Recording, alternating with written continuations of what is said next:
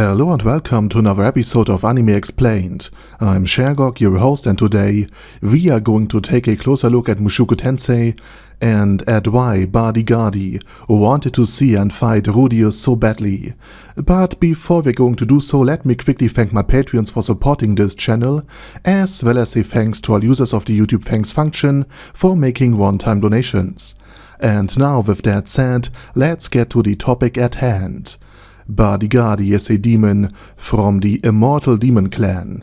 He's older than most characters in the world of Mushoku Tensei, and he's also the husband of Kishirika Kishirisu, who gave Rudy his Sharingan, of course his blue and his demon eye. Also shout out to Mushoku Tensei to actually showing that messing with A-sockets is not pleasant or can be done without damage. And we have gotten a glimpse of Badigadi before, when he was celebrating with the Ogre tribe. Thanks to this, and thanks to his easygoing nature and his fighting prowess and immortality, he quickly gained popularity there, and his departure was met with quite a bit of sadness. You see, Badigadi somewhat hastily left the Ogre kingdom, and ventured into the three northern nations to see Rudeus. This was because Rudy is a human and therefore immortal. And as previously mentioned, Badigadi is an immortal demon king, and does experience a leisurely passage of time, where decades don't really matter that much. Thus he wanted to see Rudy as quickly as possible, fearing that Rudy might otherwise die of old age by the time he would finally have bothered himself with actually seeking him out. And therefore he made haste.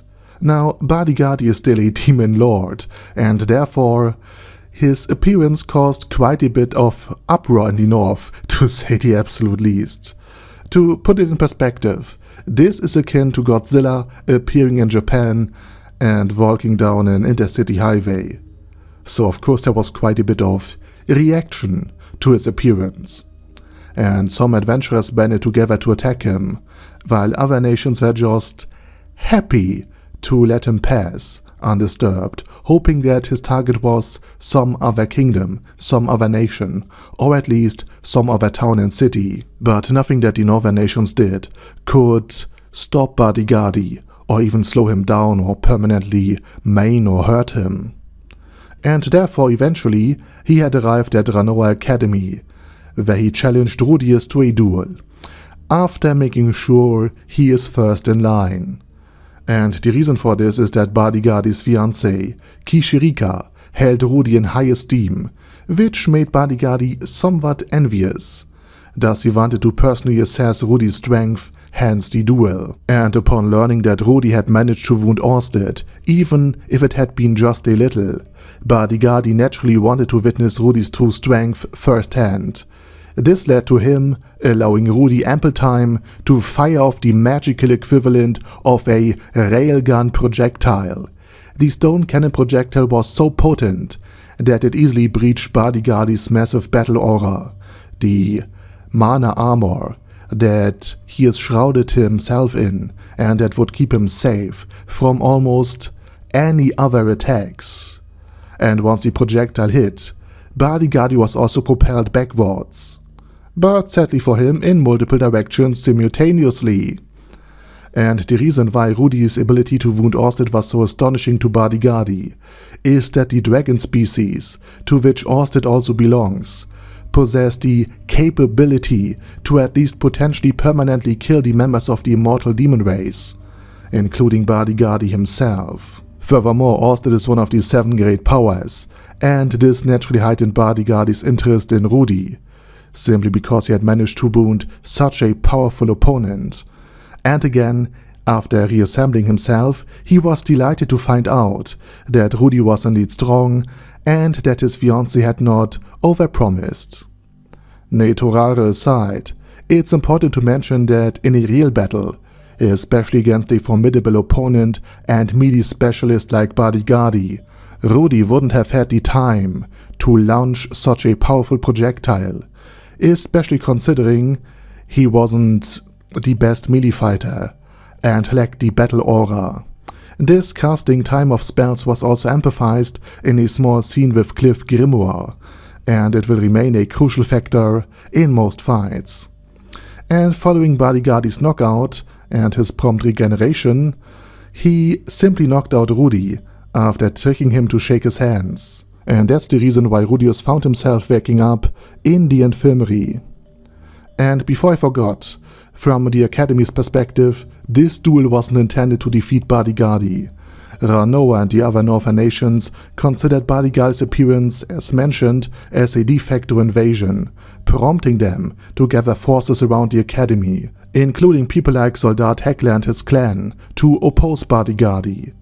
Rudy's apparent objective was simply to buy time, again, at least from the Academy's perspective. Now, due to this, almost everybody also tried to prevent Fitz from handing Aqua Hartia, the magic scepter of Rudeus, to him.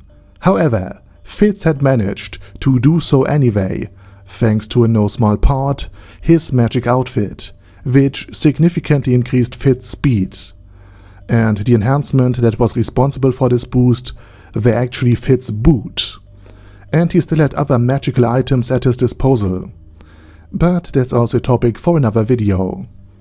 And here's an additional thing I just wanted to mention. Badigadi holds much greater significance in the story, with a tremendous influence on the past that had really altered the current world. But I won't go into further details here, since again it would be a massive spoiler. For now it is enough to say that after his battle with Rudeus, it was decided that, oh, no, all of this was simply a huge misunderstanding, and Badigadi the Immortal was simply an exchange student, and here to study at Ranoa's famous magic academy, and that this was not an emergency situation after all.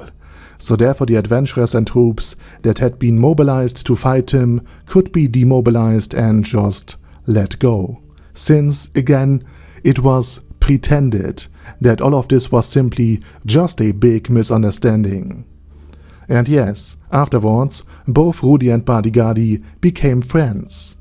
And that's pretty much it. And now it's your turn. Feel free to share your opinions down in the comment section, and while you do this, I say thank you very much for watching, and special thanks to Ada Daddy Ada, Badigadi, Bad Burrito 316, Bezer, Ben C, Brandon D, Chrissy, Crowley 0221, Sia, Crystal Prime, Dead Slime, Death is Mercy, Deathless Dragonlord, Demon Xenomorph 1987, Devin Downen, Ding Dong, Dragonlord Plasi du Saxophone, Duckwagon, Dunkler Krieger, Dystopia, Dystopia II, Enigmatic Unicorn, Thiralshivan, Guy with That Head,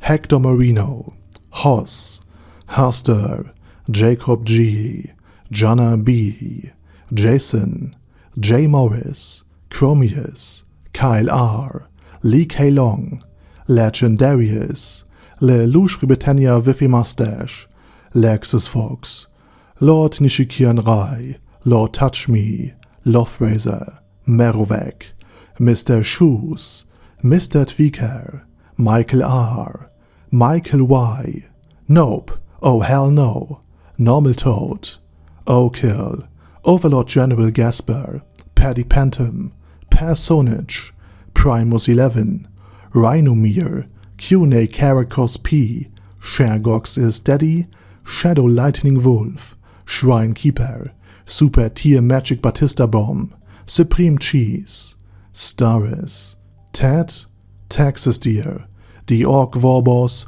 Rocket Smasher, T.E. Wang, Vash Hawkeye, Vegito 27, Venture Fanatic, Wilhelm, Xenukai, and Zonagon. Thanks guys.